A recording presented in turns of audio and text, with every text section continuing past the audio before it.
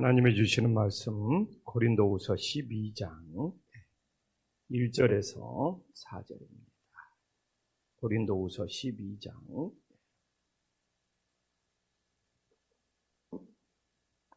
1절에서 4절 한 절씩 교독하겠습니다. 무익하나마 내가 부득불 자랑하노니 주의 환상과 계시를 말하리라. 내가 그리스도 안에 있는 한 사람을 아노니 그는 14년 전에 셋째 하늘에 이끌려 간지라. 그가 몸 안에 있었는지 몸 밖에 있었는지 나는 모르거니와 하나님은 아시니라. 내가 이런 사람을 아노니 그가 몸 안에 있었는지 몸 밖에 있었는지 나는 모르거니와 하나님은 아시니라. 그가 낙원으로 이끌려 가서 표현할 수 없는 말을 들었으니 사람이 가히 이르지 못할 말이니라. 아멘. 사도 바울은 11장에서 선교하면서 정말 많은 고난을 겪었지만 고린도 교인들에게 자신의 약함을 자랑한다고 정말 11장 30절 이렇게 전하고 있습니다. 그래서 거짓 교사들은 고린도 교회에서 자신들이 능력이 있고 자신들이 대단하고 자신들이 잘났다고 할지라도 사도 바울은 자신이 얼마나 약한 존재이고 그리고 자신이 그렇게 약하기 때문에 오직 주님의 능력과 은혜로 살아간다는 고백을 하죠. 그러면서 11장을 마치면서 다메섹 이야기를 합니다. 사도 바울에게 다메섹은 인생의 최고의 터닝 포인트죠. 다메섹에 온 이유는 사도 바울이 정말 세상에서 최고가 되고 세상에서 가장 능력자가 되기 위해서 정말 그리스도인들을 핍박하고 죽이러 왔다가 다메섹에서 예수님을 만났어요. 예수님을 만난 이후에 사도 바울이 어떻게 변했는지를 보여주고 있죠. 그래서 32절, 33절에 보면 정말 핍박으로 다니는 자가 핍박을 받는 자가 되었고 그리스도인들을 잡으러 다니는 자가 이제는 도망치는 자가 되었고 세상에서 가장 강한 자가 세상에서 가장 약한 자가 되어서 광주리를 타고 도망쳤음을 보여주고 있습니다. 이게 예수님을 믿는 신비예요. 예수님을 믿기 전에는 정말 가장 강하고 능력이 있던 사람, 예수님을 믿고 나서는 가장 연약하고 정말 능력이 없고 부족한 사람으로 바뀌는 것이 예수님을 믿는 신비란 말이에요. 그런데 사도 바울이 그렇게 약해지고 그렇게 부족하고 그렇게 능력이 없지만 사도 바울과 함께하는 주님, 가장 큰 능력자입니다. 사도 바울의 인생을 인도해 주시고 사도 바울의 인생을 붙잡아 주시는 것이 바로 예수님을 믿는 신비가 되는 믿으시기를 간절히 소망합니다. 이제 우리가 12장으로 넘어갑니다. 12장에 또 하나의 고린도 교회의 문제가 나와요. 왜? 거짓 교사들이 환상을 봤다는 거예요. 계시를 봤다는 거예요. 그러면서 자기 자신들을 자랑하는 거예요. 그래서 사도 바울은 이 문제를 바로 잡아야 했습니다. 근데 어떻게 보면 이게 가장 어려운 문제입니다. 내가 환상을 봤네. 내가 계시를 봤네. 내가 꿈속에서 주님을 만났네. 이건 개인적인 생각이 들어갈 수 있기 때문에 이게 가장 위험해요. 2000년 역사 동안 우리 기독교가 존재할 수 있었던 것은 이 66권의 이 성경 말씀이 있었기 때문에 하나님의 말씀이 있었기 때문에 우리 기독교가 지금까지 예수님 한 분을 믿으면서 여기까지 올 수 있었지. 안 그러면 자기들이 다 계시받고 자기들이 다 환상받고 자기들이 다 주님의 음성을 들었다 해서 아마 교회는 정말 배가 산으로 가도 갈 방향을 잃어버렸을 겁니다. 그래서 고린도 교회의 거짓 교사들이 자기들이 환상, 자기들이 계시를 받았다 해서 사도 바울이 자신의 체험을 전해주고 있는데 참 이게 은혜스럽습니다. 그래서 1절에 보면 무익하나마 내가 부득불 자랑하는 주의 한상과 계시를 말하. 거짓 교사들이 자기들이 너무 자랑합니다. 사도 바울이 하고 싶어서 하는 것이 아니라 부득불이라고 말하고 있죠. 무익하나. 그러니 이건 어쩔 수 없이 한다는 거예요. 지금 잘못된 것을 바로 잡기. 어제도 노예 가서 많은 사람들을 목사님들도 만나고 또 집에 왔는데도 뭐 대화를 못 나눠도 저녁에 전화 걸려온 목사님들도 있더라고요. 근데 제가 부득불 하는 이야기예요. 많은 활동을 하는 것이 좋죠. 이 생태를 보호하고 이 기후를 보호하고 이 자연을 보호하고 그러나 그건 다 가지잖아요. 예수님이라는 몸통이 있어요. 교회라는 몸통이 있어요. 이 교회라는 몸통에서 복지의 가지도 나오는 거고, 기후 환경에 대한 가지도 나와서 열매를 맺는 거잖아요. 가지가 나와서. 근데 이 몸통이, 이 포도나무 대신 예수님의 몸통이, 이 포도나무 대신 주님의 몸된 교회가 무너진다. 거기서 복지의 가지, 거기에 기후의 가지, 거기에 막 생태의 가지. 이게 제대로 가지가 뻗어나와서 열매를 맺을 수 있겠습니까? 저는 그것들이 다 소중하다고 생각하는 사람입니다. 왜? 예수님의 사랑을 보여주는 거예요. 그러나 몸통이 무너져버려요. 주님의 몸된 교회가 약해져버려요. 근데 왜 지금 이 시대에 주님의 몸통, 주님의 몸된 교회가 약해지는 것에 대해서 고민이 없고 기도가 없는 거예요. 그러면서 왜 다 가지 이야기만 하고 있는 거예요? 그게 마음이 아프다는 것이에요.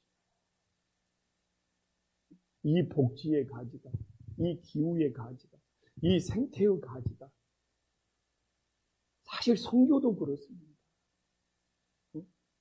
선교도 주님의 몸된 교회가 든든히 세워져야지. 선교의 가지가 뻗어나가서 열매를 맺을 수 있지. 그래서 선교사님들한테 저는 항상 부탁해요. 어제도 금성인 선교사님이 노예 창석에서 인사해야 되니까 왔는데 이제 24일 날 우리 교회 선교복으로 올 겁니다. 주님의 몸된 교회를 위해서 기도해줘. 주님의 몸된 교회가 든든히 세워져야지. 선교의 가지도 쭉쭉 뻗어나가서 열매를 맺을 수 있는 거예요. 근데 왜 이 주님의 몸된 교회, 이 몸통, 여기에 대해서 고민이 없고 기도가 없고 이걸 든든히 세우는 일에 왜 마음을 다하지 않느냐. 제가 노예나 후배 목사님을 만나요. 정말 부득불 제 마음속에서 끓어오르면서 외치는 것이 그겁니다. 이 몸통을. 근데 제가 봐도 몸통이 너무 약해요. 저는 말하잖아요. 창의 기념비를 눈앞에 두고 제가 주님의 몸된 교회를 어떻게 든든히 세울까 기도도 하고 고민도 하지만 정말 이 땅의 교회들이 한국 교회가 든든히 세워요. 우리 교회뿐만 아니에요. 우리 어떻게 우리 교회뿐만 이겠습니까? 모든 교회가 얼마나 약해져 가고 있는데 얼마나 다음 세대가 줄어들어가고 있는데 청년이 없는 교회가 많고 청소년이 없는 교회가 많고 초등부가 없는 교회가 많아도 그냥 나 혼자 띵가띵가 신앙생활 잘하다가 천국 가면 괜찮아요. 이제 에너지를 정말 우리 다음 세대에 쏟아 부어야지 우리가 믿던 예수님이 그들에게 전해주고 이어져 버려가요. 이건 이제는 심각한 문제가 되었습니다. 우리 김판시도 교회도 뭐라도 해야 돼요. 제가 오직 했으면 이 산책로에 우리 뒷마당에 어린이 놀이터를 합니다. 정말 애들 방방 막 올라갔을 때 그런 방방이라도 설치하고 그렇게라도 해서 아이들이 찾아오는 교회를 만들어요. 그 농구 꿀대 놔두니까 우리 초등학생, 중학생들이 교회 마당에 와서 얼마나 많이 놀다 가는지 모릅니다. 교회 마당이라도 발견하고 뭐라도 해야 좀 돼요. 손 놓고만 있으면 어떻게 됩니까? 그래서 사도 바울이 이 부득불 심정이 제가 다는 아니다. 100분의 1이라도 부득불. 사도 바울이 주님의 이 몸된 교회를 세우고 싶은 마음, 고린도 교회를 이 거짓 교사들로부터 탈출해서 세우고 싶은 그 심정을 제가 조금이라도 알 수 있다. 그래서 오늘도 정말 우리가 이 새벽에 부득불 정말 내가 기도해야 될 일입니다. 내가 부득불 신앙생활하면서 붙잡아야 될 일이 무엇인지. 뒤에 우리가 가지가 자라나서 열매를 맺기 위해 우리가 부득불 사도 바울이 지금 얼마나 고린도 교회를 사랑하고 있고 거짓 교사들로부터 고린도 교회를 건져내고 싶은 그래서 우리도 주님의 몸된 교회 주님의 몸통 정말 부득불 지키고 사랑하면서 기도할 수 있는 주님의 자녀들이 될 수 있도록 간절히 소망합니다. 그래서 2절에 보면 14년 전에 자신 이야기예요. 자신 이야기. 그리스도 안에서 한 사람 이것을 좀 표현한다면 3인칭 전지적 작가 시점인데 너무 자기 이야기라고 하면 자기가 드러날까 봐 자신의 이야기를 이렇게 전하고 있는 거예요. 자기 자신을 부각시키지 않기 위해서 다른 사람 이야기처럼 말하고 있잖아요. 자신의 능력을 드러내지 않고 누구의 능력을 드러내기 위해서 예수님의 능력을 드러내고 그리스도의 능력을 드러내고 혹시라도 자신의 이야기로 말하면 자신이 부각될까 자신의 능력이 나타날까 3인칭 전지적 작가시죠. 이 다른 사람의 이야기처럼 절하면서 어떻게 해서든 예수님의 능력, 그리스도의 능력이 나타내는 사도 바울의 마음을 본받을 수 있기를 간절히 소망합니다. 그러면서 가로 열고 바울이 몸 밖에 있었는지 몸 안에 있었는지는 중요하지 않다는 거예요. 자기 몸이 들려 올라갔는지 아니면 자기 몸에서 영혼이 빠져서 올라갔는지 이건 중요하지 않다는 거예요. 누가 알고 계셔요? 하나님이 알고 계시다. 예수님이 알고 계시다. 오늘도 이게 중요한 거예요. 우리가 오늘도 새벽을 기도하면서 제일 중요한 것이 나도 저는 그래요. 예수님 안에 있는 것. 내가 주님 안에 있는 것이 가장 중요함을 믿으시기를 간절히 소망합니다. 그렇잖아요. 내가 어떤 대단한 집에 사는 내가 어떤 대단한 자동차를 타고 다니는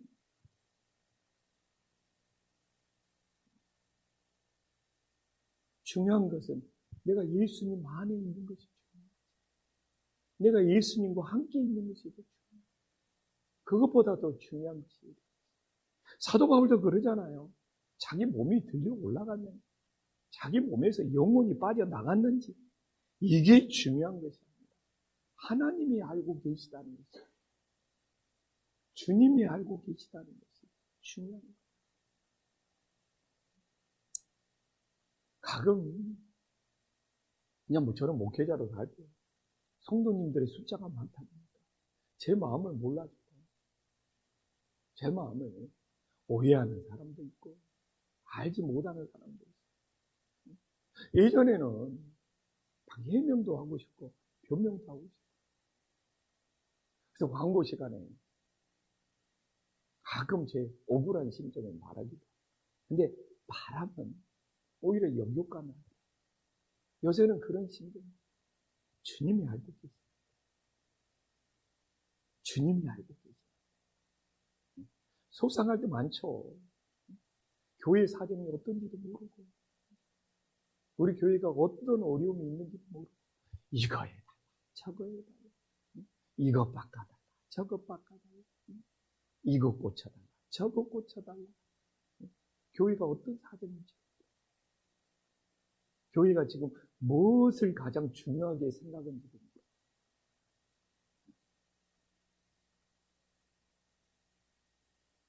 주님이 아시죠. 요새는 정말 그렇게 할 수 있어요. 주님이 아시죠. 하나님이 알고 계시다. 그래서 여기서 중요한 것은, 셋째 하늘은 모든 하늘 위에 있는 천국을 의미하는 거죠. 저는 오늘 본문이 굉장히 중요해요. 사도 바울이 이것만큼 천국이 하나님 나라, 하늘 위에 정말 천국이 있다는 것, 이렇게 사도 바울이 잘 전해준 것이 없어요. 그래서 저는 정말 하나님의 살아계심을 믿고 천국을 믿지 않는 신, 진짜 믿음입니다. 저는 이 시대에 천국 신앙이 약화되지 않기를 간절히 소망합니다. 우리의 정말 이 천국을 사모하는 신. 그런데 어떻게 합니까? 천국은 내가 가고 싶다고 가는 것이 아니에요. 어떻게 말합니까? 2절에 이끌려갔다고 나오고 있습니다. 내가 그리스도 안에 있는 한 사람을 아노니, 예수님 안에 있는 것이 가장 중요해요. 몸 밖에 있냐, 몸 안에 있느냐가 중요한 것이 아니고 예수님 안에 있는 것이 가장 중요하고, 14년 전에 셋째 하늘이 바로 천국이지 않습니까? 이 말이 어떻게 갔습니까? 이끌려갔다는 거예요. 자력에 의해서가 아니라 어떻게 해요? 불가항력적으로 붙잡힌 바 되어서 정말 성령님께서 끌어올리셨다는 것을 우리들에게 말합니다. 그래서 내 힘으로 가는 것이 아니라는 것이 너무 분명해요. 이게 제일 중요한 것은 예수님 안에 있어야 돼요. 그래서 주님께서 우리를 정말 이끌려 올릴 수 있는 은혜의 역사가 있기를 간절히 소망합니다. 그래서 몸 전체가 올라갔는지, 몸에서 영혼이 빠져나갔는지, 이건 바울도 모른다는 거예요. 하나님만 아신다. 그것이 얼마나 중요한지 3절에 또 반복하잖아요. 내가 이런 사람을 아는, 이게 3인칭 전기 작가시죠. 사도 바울이에요. 그래서 사도 바울이 너무 자기 자신을 자랑할 거다. 다른 사람 이야기처럼 뭐 그러면서 뭡니까? 그가 몸 안에 있었는지 몸 밖에 있었는지 나는 모르거든요. 하나님이 아시냐. 이게 그렇게 중요해요. 하나님이 아시냐. 우리는 예수님 안에 있습니다. 그래서 오늘 그냥 환상 이야기, 계시 이야기 하는 것 같은데 정말 신앙의 몸통 이야기를 하고 있어요.